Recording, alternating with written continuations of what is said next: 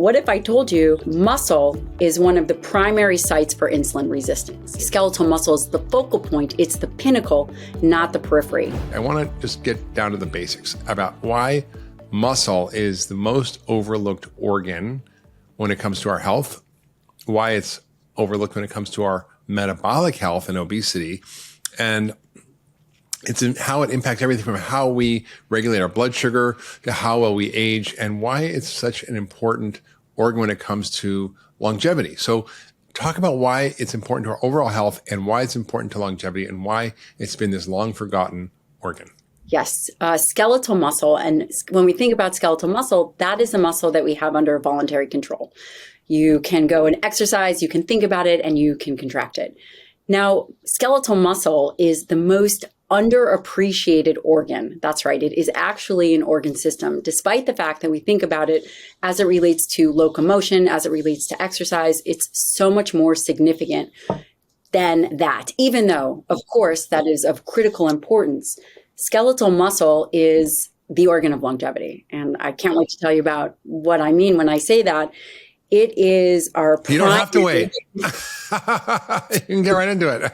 Yeah. Here I go. So muscle, when you think about muscle, I think about it really in a few different domains.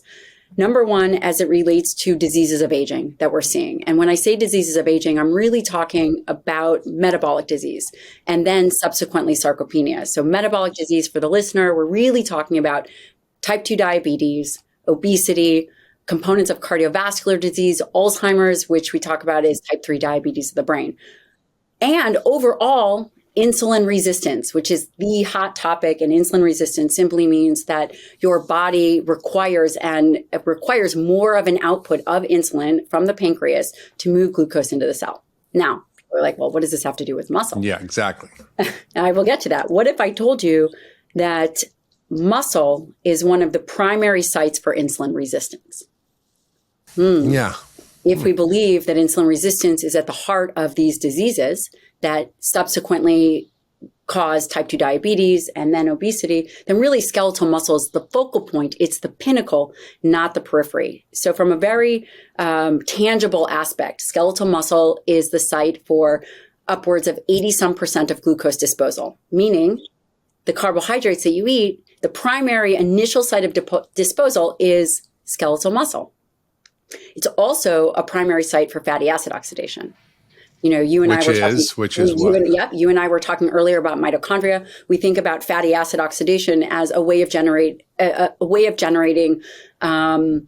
energy, as a way of utilizing fatty acids in the bloodstream, moving and generating just overall energy. So glucose disposal, fatty acid oxidation, these are really the big things that when I think about skeletal muscle, I think about the importance of them. And then as we age, as individuals age, we see a decrease in the capacity of skeletal muscle. It becomes, like I'd mentioned, I talk about this in the range of aging, but the reality is if you are sedentary, skeletal muscle metabolism, skeletal muscle defects can begin in your 30s, right? These diseases that we think about as aging actually happen much earlier.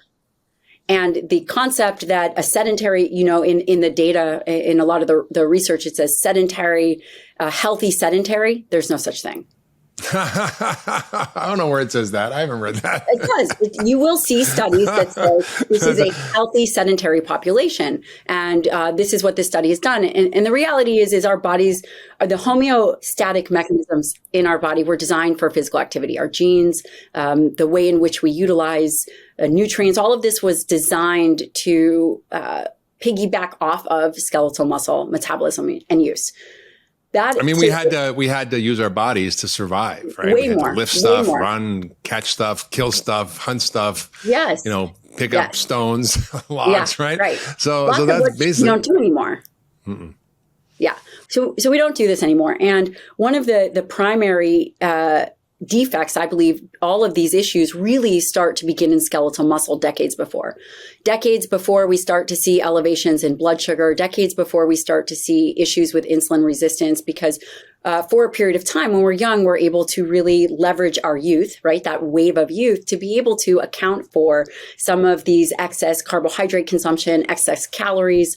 And these are things that we have to really, really, really be aware of. And as we age, the muscle has the tendency, right? Because if we get injured, over a lifespan, it does become more insulin resistant, and it takes on physiological changes like anabolic resistance, which I know we're going to talk about. We're going to talk about that. That's an interesting one. How muscle is a nutrient sensing organ.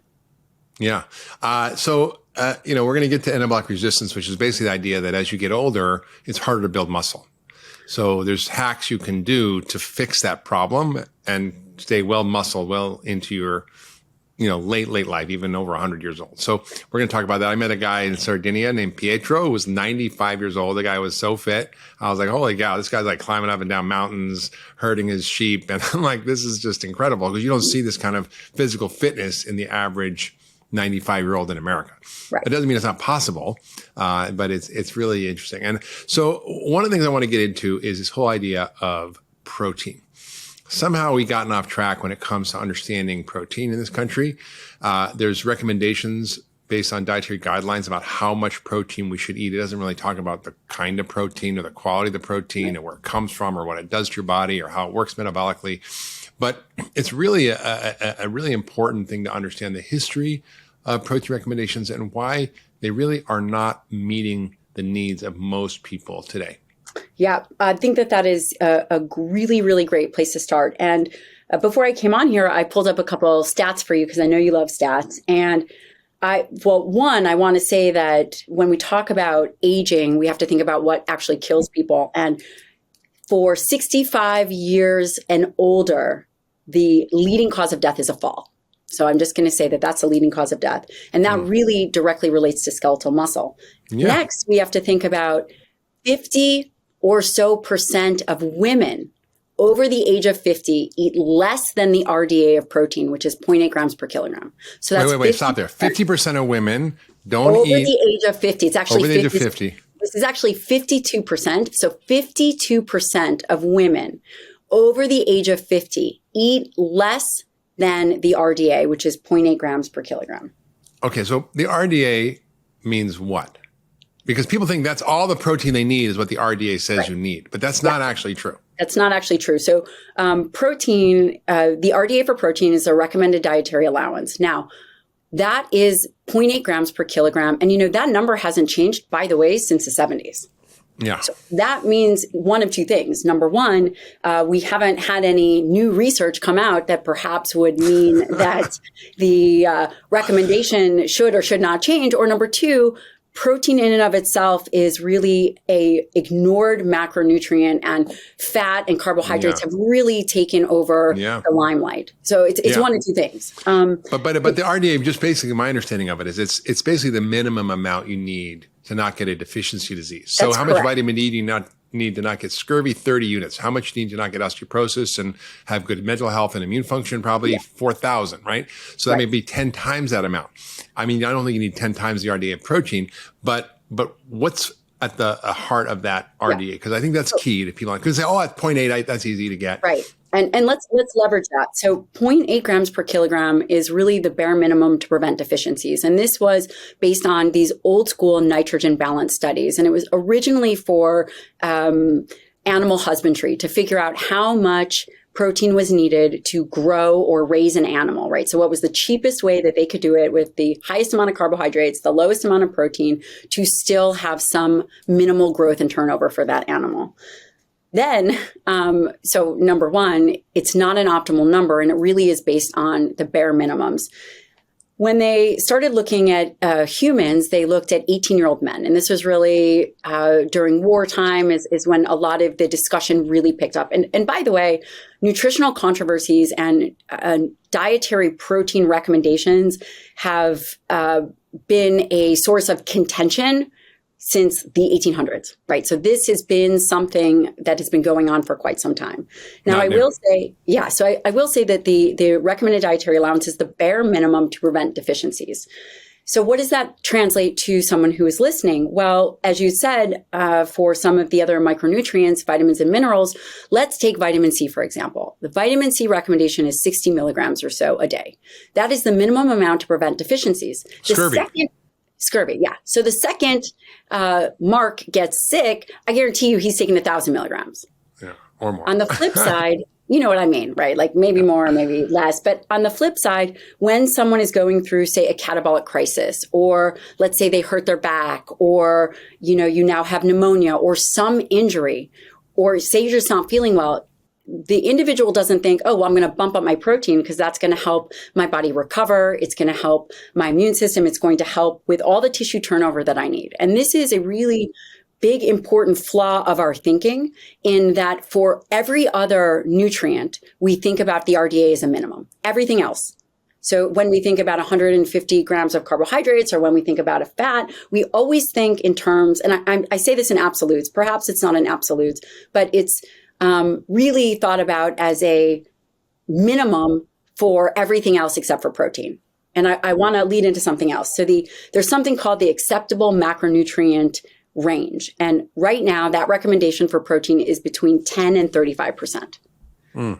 Wait, that's a huge range. So let's break it down. Right? 10% right? Or 35%. That's a big From 10 to 35%. So let's break that down for an individual, right? So if we have someone who's having 1,500 calories and they're at the low range of the acceptable macronutrient range, then they're going to get 37 grams of protein.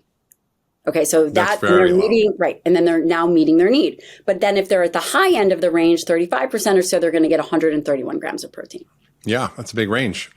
It's a big range, and it creates a lot of confusion, which is where my work, I believe, is very valuable. In my job is, how do we teach people to protect their skeletal muscle in a aging population? Because the reality is we all are aging, and there's very specific protein recommendations. Again, it doesn't talk about macronutrient distribution. It doesn't talk about how much protein you need per meal, which becomes more important as you age. It really just talks about this overall 0.8 grams per kilogram in some nebulous term.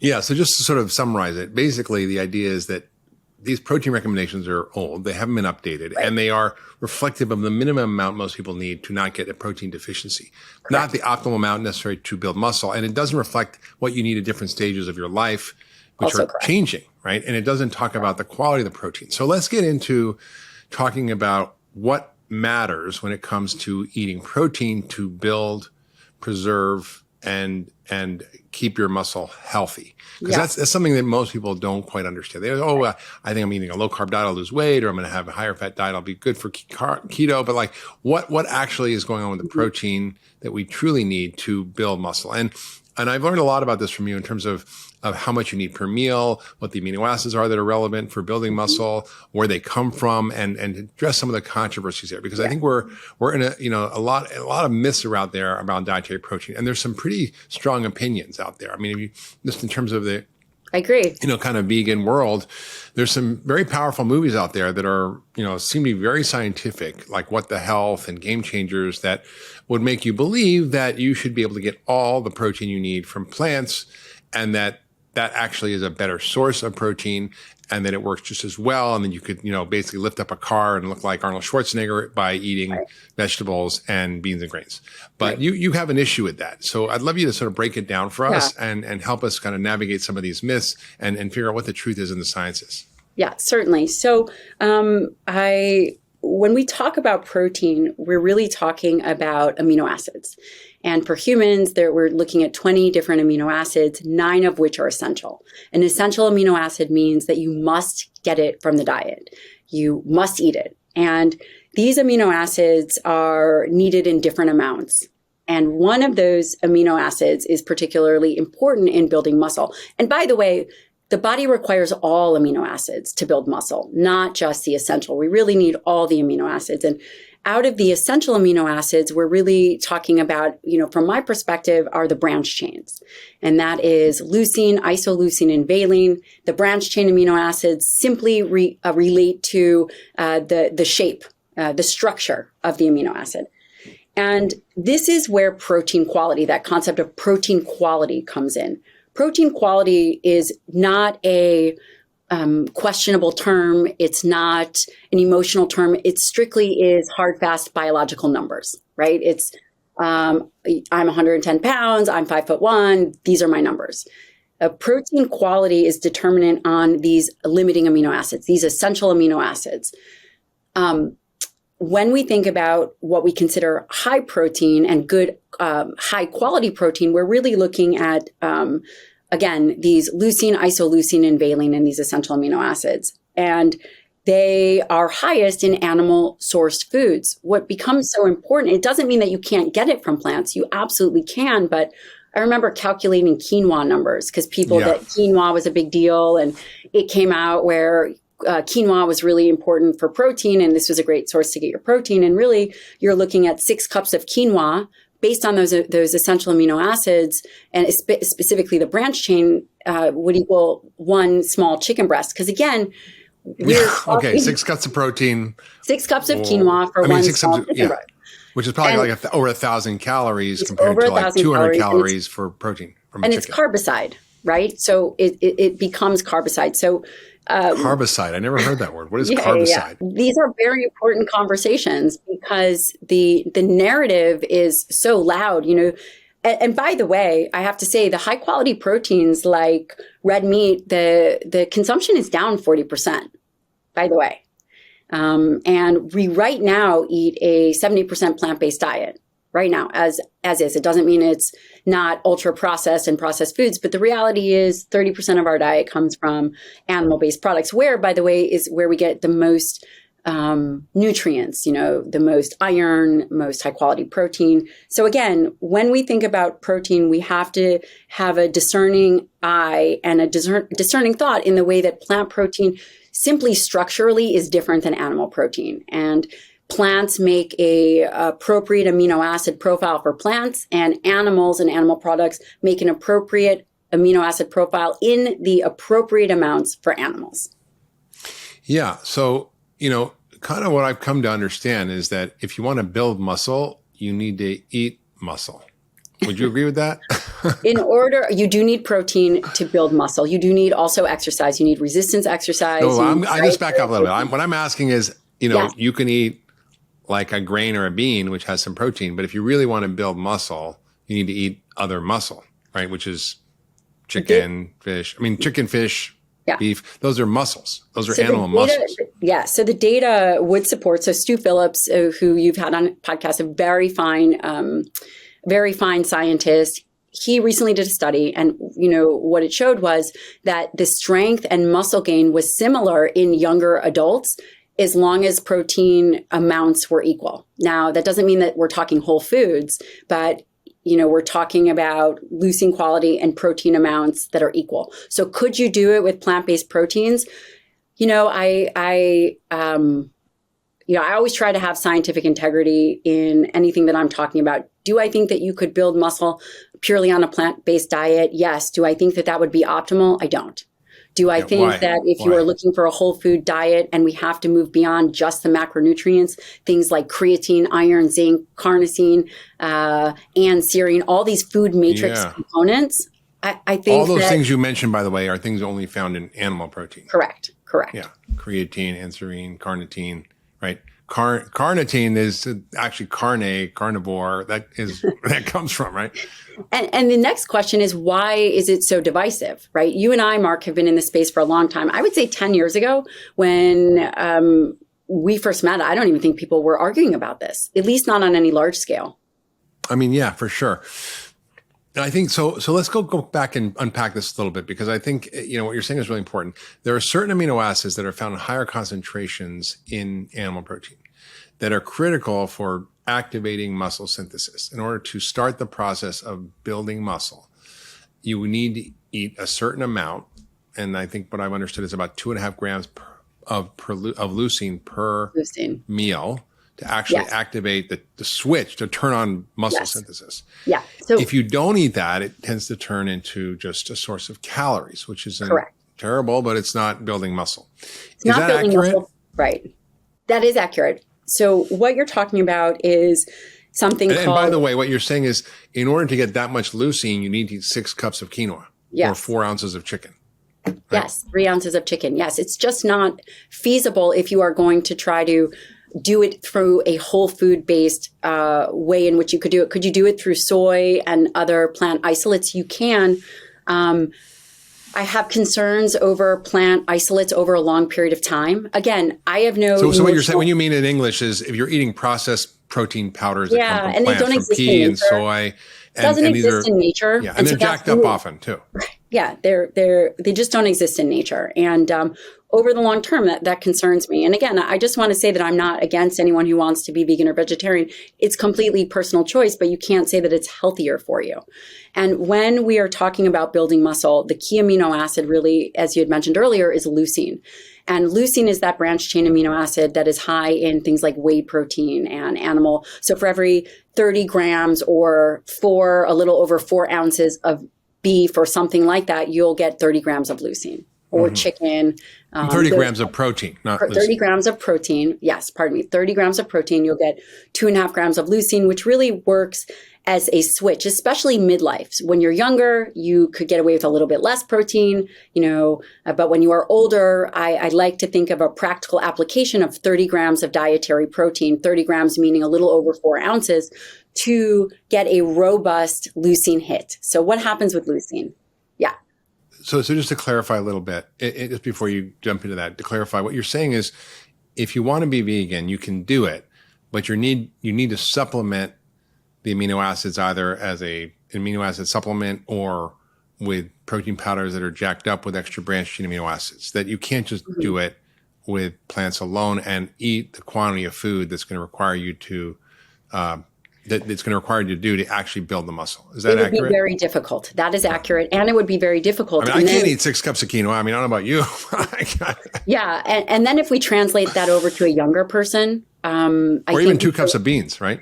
We do a real disservice to, say, younger individuals when we take away or say that animal-based products are unhealthy. I think that when we think about the people that have lower appetites, like an older population, again, I'm a geriatrician by training, they're not eating a lot. So if we say, okay, you're not eating a lot, but I really want you to go vegan or vegetarian, but you really need to consume dietary protein to protect against sarcopenia, which is loss of muscle mass and function, and also to protect your skeletal muscle, I think we really run into problems. Yeah. But so finish what you're saying about sort of the amount of protein and the amount of protein. Really thinking about the overall protein content of your diet is important. Number one, if we were thinking about the hierarchy, how much are you getting in a 24-hour period? The next most important aspect of understanding dietary protein is really thinking about as a meal threshold. So protein as it relates to a meal threshold amount. And this was done. Which means how much you need to eat at each meal. Exactly. Yeah. And this was just trying to speak English here because I don't think everyone's oh, come smart on. as you. Your listeners are savvy. They know. You guys know. Give me a break. How much protein you need per meal. And actually this discovery was out of Don Lehman's lab where he discovered this amino acid. Well, one of his graduate students, Tracy Anthony, really, they discovered that leucine was required in a meal amount, which is an amazing contribution to science. So what does that mean for the listener? That means in order to maintain healthy skeletal muscle, you do want to create a flux. You do want to be able to turn it over. You do want to be able to stimulate this complex within the muscle called mTOR. And mTOR is mechanistic target of rapamycin that is stimulated by insulin. It's stimulated by amino acids. It can be stimulated by exercise. And really, leucine is the primary driver for stimulating mTOR. And then subsequently, assuming you have all the amino acids, you will be able to lay down new tissue, new protein, you generate new proteins. Yeah. So this is, you just sort of dipped into something that's really important, which is a couple of things I want to get back to. One is how much protein do you need to eat per meal? Does it matter when you eat it? Can you eat all your daily protein requirements in one meal? Do you need to spread out through the day? And how does that work? So let's kind of tackle that. And then we're going to come back to mTOR because that just opens up a whole can of worms about aging and longevity. I'm excited to hear what we land on with this because you and I have talked about this many times. Yeah. The how you ingest dietary protein is really dependent on a couple things. Number one, your goals. Number two, your age. And number three, your activity.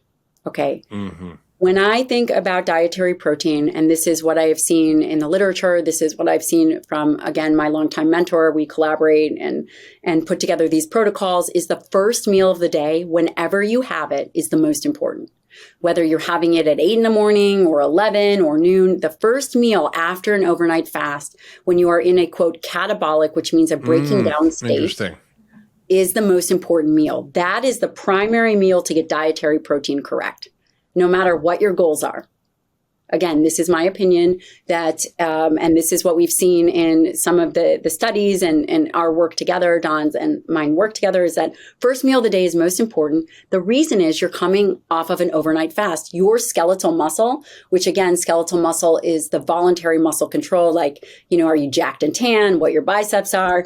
That meal and hitting a minimum of 30 grams of protein, actually upward between 30 to 50 grams, which seems like a lot, but can be very valuable, because not only do you optimize for muscle protein synthesis, because as Mark, as you had mentioned before, it either turns on or it doesn't, but really you want to turn it on and you probably want to max out the system.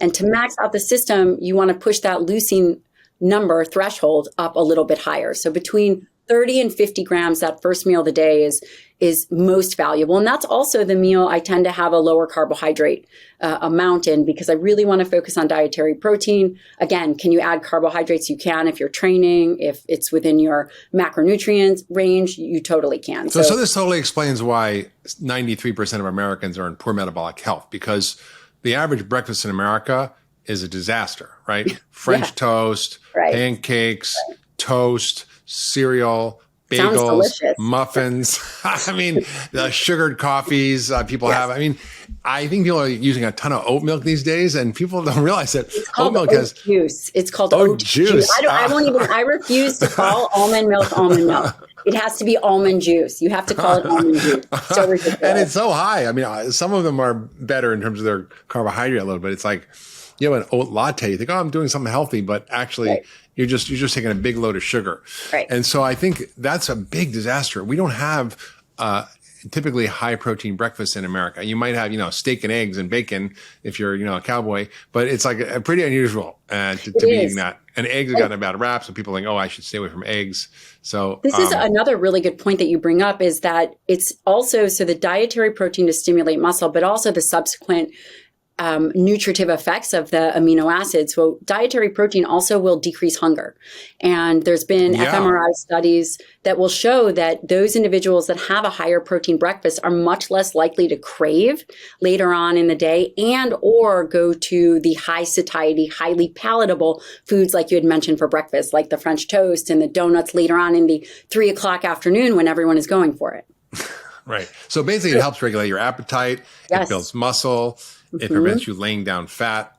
I mean, if it helps with your metabolism just by the sheer fact of, there's a thermogenic effect of protein. Yeah, we didn't talk about that. The thermic effect of protein really, and I've thought a lot about this because it's very variable in the literature. And I believe it's variable because when people are under consuming protein, they don't hit enough protein to stimulate muscle protein synthesis.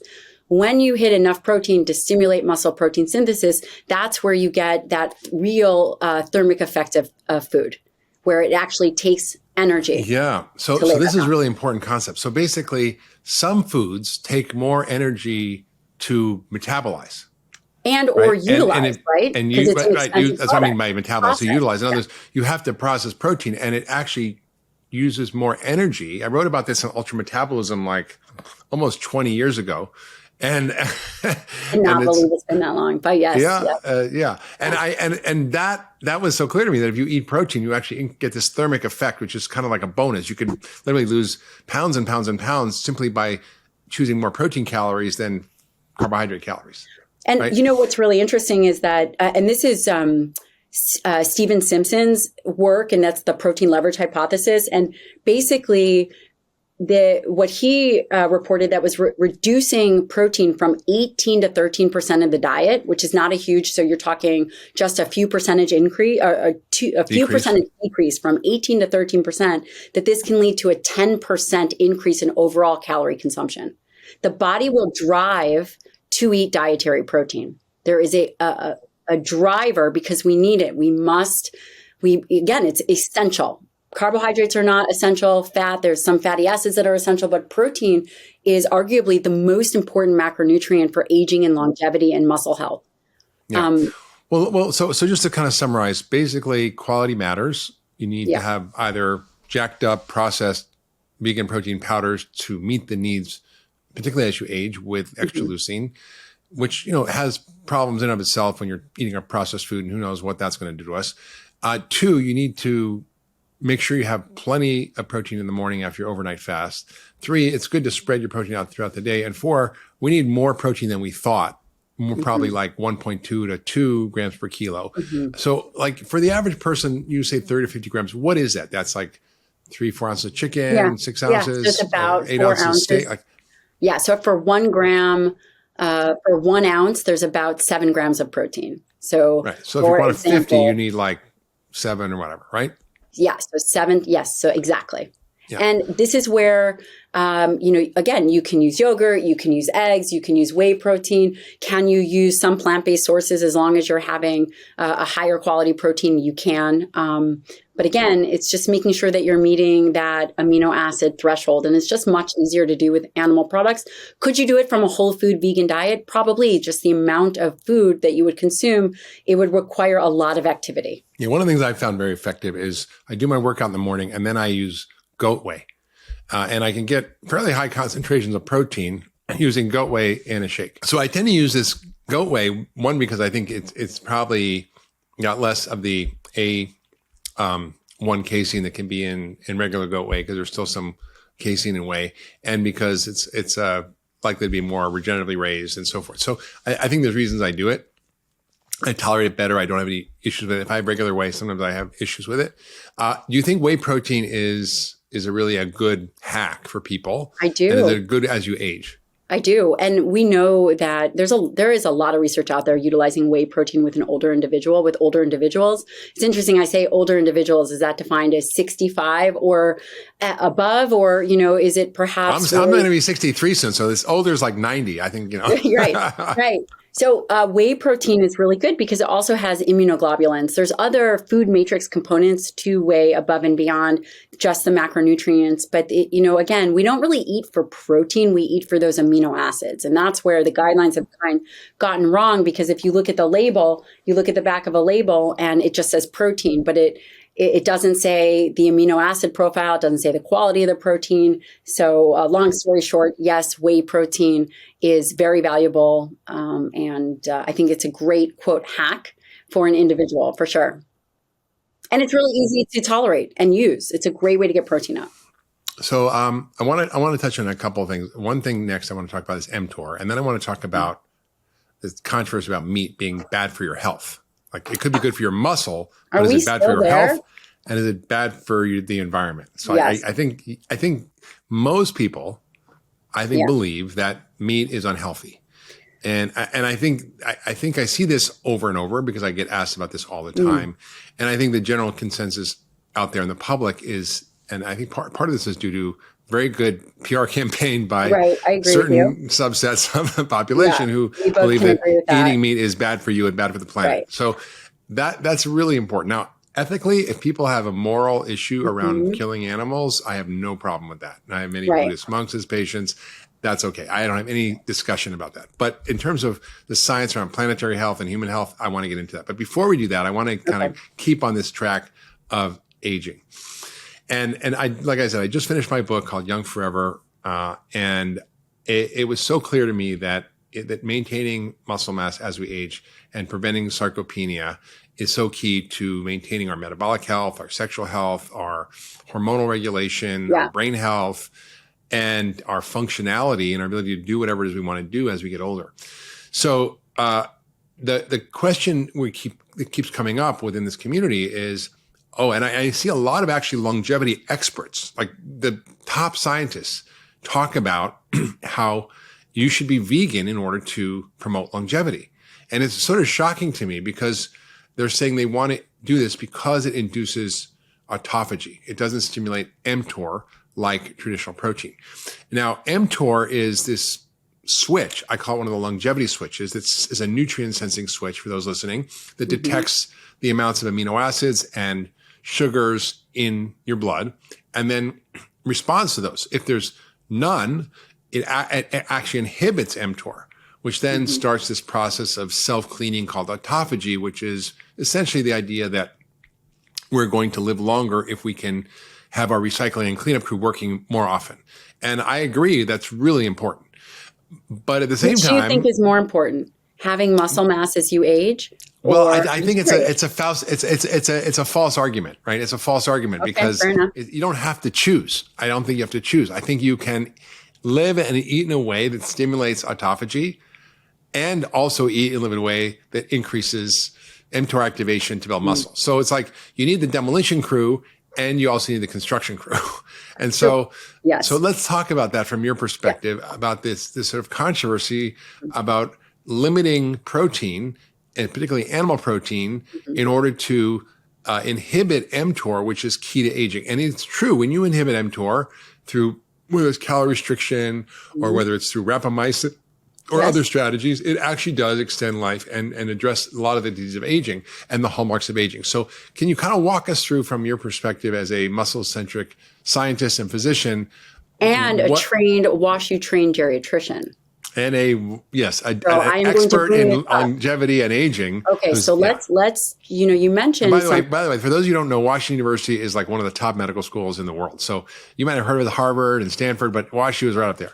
So longevity experts, you mentioned longevity experts, and I would say longevity experts, especially those in the public right now, are very mechanistic. You may hear the conversation. So I think it's really important that we set the stage of where the information is coming from. So longevity experts, typically rodent models, I don't know any randomized control, human trials, mechanistic data from individuals who are interested in the mechanisms of longevity. Now you show me the geriatricians and the experts in sarcopenia and the experts in muscle and aging, where any of them are arguing to restrict dietary protein because of mTOR.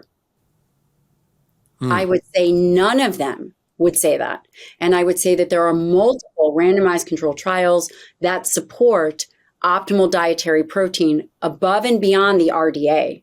In fact, there's multiple papers. I know there's a position paper, which I've sent you, the ProDage paper, but there's multiple other papers that will always show that individuals that have more than the RDA, 0.8 grams per kilogram, more than the RDA will have better body compositions, maintain lean muscle mass, have better blood pressure, lower metabolic syndrome, lower fasting triglycerides, all of these things. So I think it's really important for your listener to understand longevity expert mechanism and in the trenches, geriatricians, sarcopenia experts, and muscle experts who perhaps have not infiltrated the space yet. So that becomes very important to understand. So but you're changing that. I'm working on it. I am working on it, right? Because I've seen it. And I also am trained in nutritional sciences, which is, again, very different when you are trained in nutritional sciences and a physician versus looking at, doesn't take away from these very fine career scientists. But I think that conceptually, we're really missing the mark. And in fact, when we think about mTOR, again, this is one mechanism. So if people are afraid of red meat, and we'll get back to that, the question is, what is the mechanism of action? That, quote, red meat is so bad. You have to tell me, can't be TMAO for those that are interested. It's like, wait, before we get into the meat bad good thing. Fine. I want to go back to the mTOR thing. All right, let's talk about mTOR. We got to unpack this a little bit. Okay, so I think it's a Goldilocks problem. You don't want to stimulate it all the time. Correct. But you also don't want to inhibit it all the time. I agree. So how do we do it in a way that one actually gives us time for autophagy and self-cleaning, which I do think is critical for longevity. But what are other ways to do autophagy? Exactly. Okay, we'll get into that. And then what is the right amount and timing of protein to stimulate mTOR to build muscle, right? Mm-hmm. These are great questions. Let's talk about mTOR, mechanistic target of rapamycin, which you called was a longevity switch, and absolutely important and valuable, and it is maintained within our tissues. It's actually mTOR, mechanistic target of rapamycin, is in every tissue. It is in the brain, in the pancreas, the liver, skeletal muscle. What is so fascinating about mTOR is that it's exquisitely sensitive to different stimuli depending on the tissue it's in. Mm-hmm. So skeletal muscle is exquisitely sensitive to leucine and dietary protein. The pancreas and the liver are more sensitive to increased levels of insulin, which come from increased levels of calories and carbohydrates. Mm-hmm. So you're with me so far? Yeah, I'm with you. So the question becomes, if mTOR is in every part of the body, right? It's been maintained forever. Wouldn't it make more sense that when we think about like diseases of aging and things like cancer, which are related to obesity, 40% of cancers are related to obesity, wouldn't it make sense that perhaps we really focus on excess carbohydrates, excess calories, because that is, we're looking at pancreas, liver, and all these other organs versus skeletal muscle, which is particularly sensitive to amino acids. By the way, mTOR stimulation in skeletal muscle is also sensitive to resistance exercise, which means resistance exercise stimulates mTOR. So if you believe that mTOR is bad because protein, then you have to believe exercise is bad because the pathways are the same. Yeah. So just to kind of dumb it down for me, because I'm like really simple guy, I think it's important as I begin to think about this to go, okay, wait, if I basically take time away from eating at all, right? Like if I give myself 12 hours overnight, which is everybody should be doing, right? Like it's called breakfast, right? If you eat dinner at 6 and you eat 6 in the morning, that's 12 hours. If you eat dinner at 6 and eat breakfast at 8, that's 14-hour fast. If you do it at 10, that's a 16-hour fast. If you give yourself that time, it allows your body to activate these ancient longevity switches that help us to prevent longevity-related diseases and addresses the hallmarks of aging. I really think that's true. But then when you are eating, you need to actually make sure you're eating the right amounts and types of protein to activate mTOR. Right? Is that fair to say? That is very fair to say. And also what you said as well that was really important is that you don't want mTOR to be going on all the time, right? You don't want to be eating these small meals that are high in carbohydrates. Those are things that, or even small meals throughout the day that are high in protein, right? You don't want to be stimulating mTOR all day long. So that idea of like eating 5 or 6 or 7 times a day. You don't want to be doing that. I would agree with that. I would agree. Snacking is one of the worst things to ever happen to America. It's just unbelievable. I mean, I've been to all the sort of, longevity zones and just like nobody snacks. Like there's no snack food. It's like an American invention to sell more crap and more processed food. Yeah, so I would agree that the idea is that you stimulate this mTOR, this mechanism, whether it is for muscle protein synthesis or just by eating, because essentially you do, over discrete meals. It shouldn't be snacking. It should be ideally, I can appreciate individuals wanting to eat 2 meals a day. I think that 2 meals a day would be enough to maintain skeletal muscle health, assuming that you're optimized that first meal and that last meal of the day. So you're pushing mTOR stimulation up those 2 meals of the day, and then you can have a smaller meal midday if you need, but that would be perfectly adequate. Yeah, correct. Great. Okay. So I think we answered that question. It's a Goldilocks problem. It's not good or bad. It's about how much and when. So let's talk about health. Maybe we can have great amounts of muscle, but are we going to get heart disease and cancer and diabetes and all the things that people say from potentially eating too much animal protein? I haven't ever seen that data. And in fact, when me you neither. look I'm at, just asking. I think that when but it's the prevailing view, right?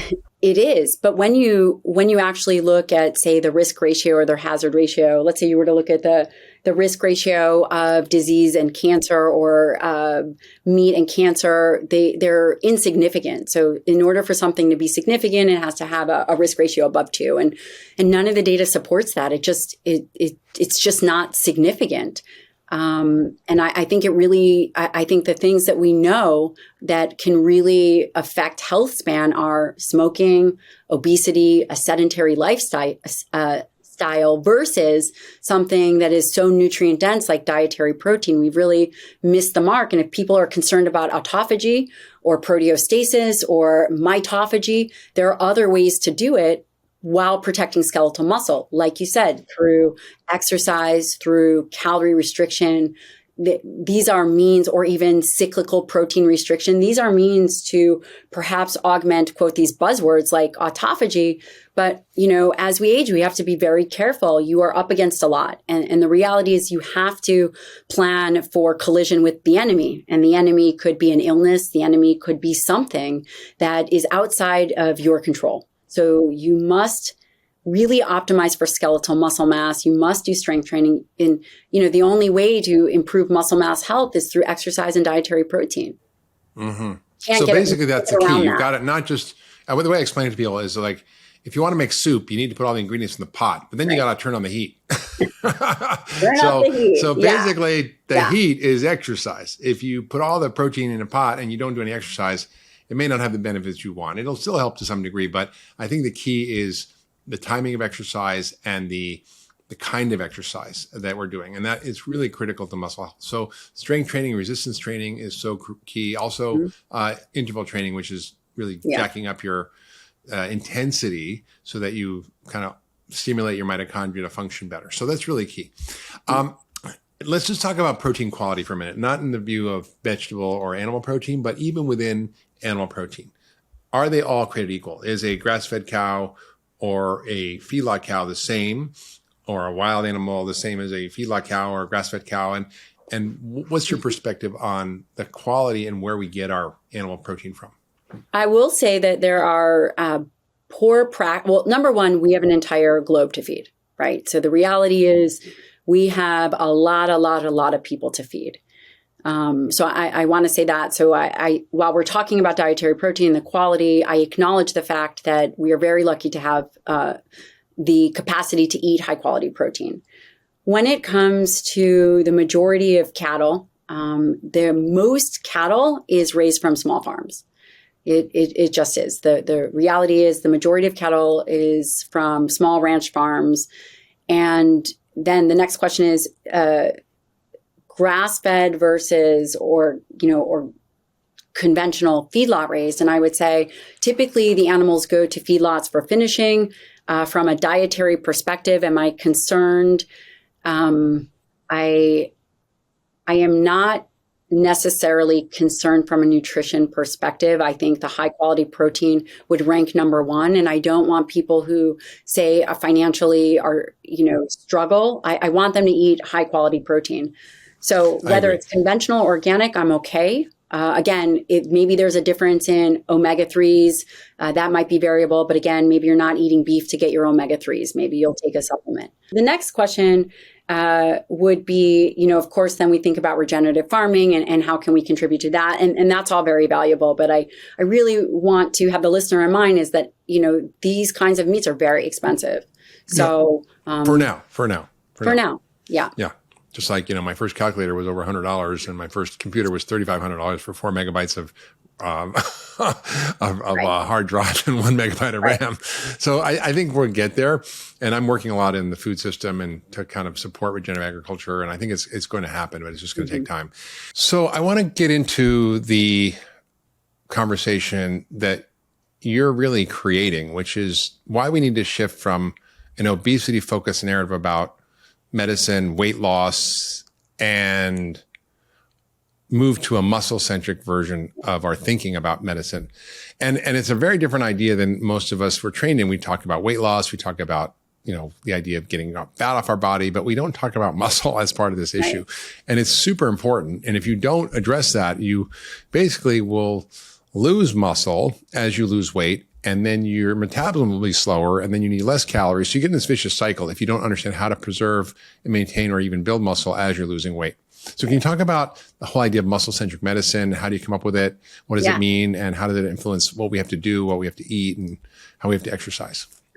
The concept of muscle-centric medicine really came from a combination of my undergraduate training. So I trained in human nutrition, vitamin mineral metabolism at the University of Illinois with Dr. Donald Lehman. And then obviously residency, and then I did a fellowship. So I did a postdoc after I completed my residency in nutritional sciences and obesity medicine and geriatrics. So it was a combination research for 2 years in combination with clinical responsibilities, a medical training fellowship with geriatrics and obesity. And we were working on a study, and the study was looking at the body composition and brain volume. It was looking at, what were some of the brain changes that we would see within obesity. And it was really interfacing the concept of type 3 diabetes. And Mark, you've known me for many years. I am a very warm and loving person. I became very attached to some of the participants that I felt very much personally responsible for them. And there was one woman who was just an amazing woman. She was a mother of 3 in her, I don't know, maybe she was somewhere in her 50s.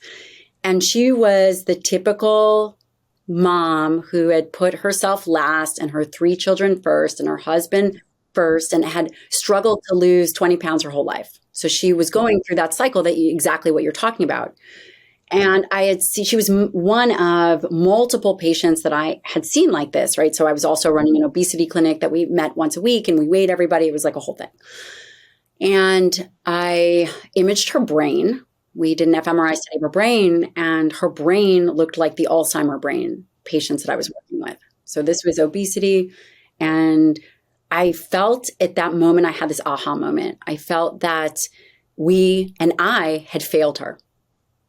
I felt that we were looking and constantly trying to chase body fat and this rigmarole of always losing weight and dieting and all this stuff. And obesity wasn't the thing that everybody had in common. It was actually low muscle mass that everybody had in common. Yeah. And I realized that she wasn't overfat, she was under-muscled, and that the origins of her problem and the perspective of her problem and the subsequent consequence of her brain looking like Swiss cheese, which was just so devastating to see, was actually a muscle issue first. And I felt very personally responsible, and I began to think, how can I change this conversation? How can I never let something like that happen to another person again? Amazing. So, most of us know, okay, we can get on the scale and figure out our weight, but we don't necessarily have a clear view of how do we determine if we are under lean, right, or under muscled, right? And I think most people are over fat and under lean. It's not just being overweight. Yeah. And I think the key of measurement is key on here. Now, how do we start to measure this? Well, traditionally, when we think about skeletal muscle mass, well, number one, unless you're a geriatrician, you're not really thinking about it. You're always thinking about weight. Hey, I'm a family doc. I think about it. Yeah. But yes, of course you do. But typically you don't do the things that we think about in sarcopenia, where we're looking at how many times can you stand up from your chair, how fast can you walk, what's your gait speed, how much can you grip? These are, when you think about it, they're grip more strength, right, kind of like a geriatric assessment would be in a typical geriatric assessment. But the one thing that actually we don't typically do in geriatrics, and what nobody really does, is they don't look at the ratio of appendicular lean mass. So it's appendicular lean mass, which is the lean tissue on your body, right? So not your trunk, but your arms. And this is one way, right? It's your arm, it's your appendix, whatever. It's your appendicular. You know what I'm talking about. Your arms and legs. Your arms and legs. And so that is one way, and it's not really commonly used because it's basically, and I have the numbers. So, for example, it's a ratio of appendicular lean mass over height squared. Right. Oh boy. And that's a mouthful. No one really cares. And we actually were looking at this. So I have a book coming out, but that book's not coming out till September. And we actually put models in there that we looked at the data, and basically for sarcopenia, and I'll just give you this number, is that anything less than 7 kilograms per height squared is considered sarcopenia. So this is an appendicular ratio. So it's 7 kilograms per height squared for men is sarcopenic, and then less than around 5.5. And how do you measure the arms and leg muscle? So great question. So usually DEXA. DEXA, which people have access to, but it's not as frequent, and then a CT and MRI. These things are not necessarily very easy to access. Another thing that people can do for a weight measurement or for a body composition measurement is a waist circumference. Yeah. So that should be, less than half your height. Yeah. Waist height ratio. So I think you just brought up something I think is actually widely available but not used, which is a DEXA machine. So the DEXA machine is a dual energy X-ray absorptiometry, whatever. It's a big mouthful of medical garbage language. Anyway, it's a test we use all the time to test for osteoporosis in women, and it's a pretty standard test. Right. And in the software for the machine, you can load up a tool that looks at your body composition and the distribution of fat. So when you get on a body composition scale, you can get a rough idea of the body composition, but you don't get a distribution. With the DEXA scan, you can see, is it in your arms and your legs? Do you have a really skinny arms and legs, but a big belly? Or do you have like a lot of fat around your belly, but you still have more muscle on your arms and legs? You can actually tell much more about where the fat is, how much muscle you have, where it is and isn't through that machine. And I think it should be basically standard of care. It should be like getting a blood pressure. It should be like getting a, blood sugar level or a cholesterol level. I agree. I'm hoping that it will move in that direction. And then the other... Because it wakes people up. It freaks them out when you think, oh my God. I'm like, I remember this kid, I as part of this movie, Fed Up, that I was in, about childhood obesity. I met with this kid, this family in South Carolina, and we did DEXA scans on the whole family. And in normal body composition, it should be like 10 to 20% body fat for a guy and maybe 20 to 30% for a woman. And if you're an athlete, it actually may be lower. So I'm like 6% body fat. You're probably, less than 20% body fat is my guess.